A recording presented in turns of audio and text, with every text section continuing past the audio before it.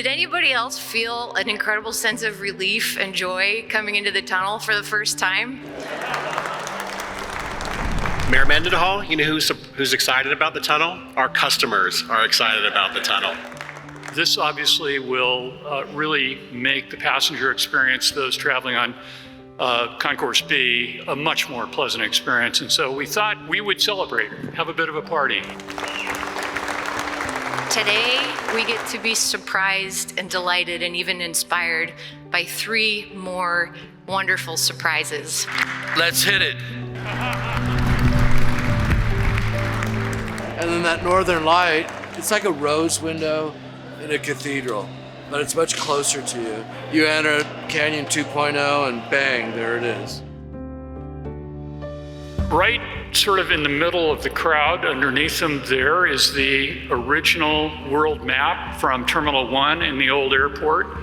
I was blown away by the effort that went into preserving such beautiful art. You know, the first time that I ever flew on an airplane was through here, going to Disneyland when I was 6 years old.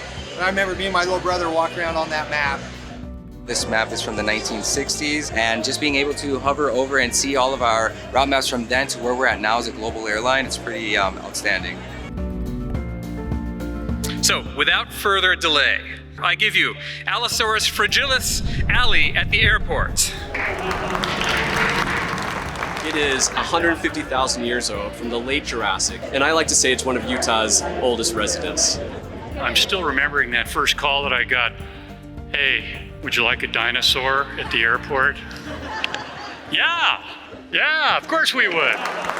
To be right here in the B gates with all these art installations, partnered and standing amongst these other local giants and national chains, we know we're on the front lines of the experiences and the traveling that's coming here every day.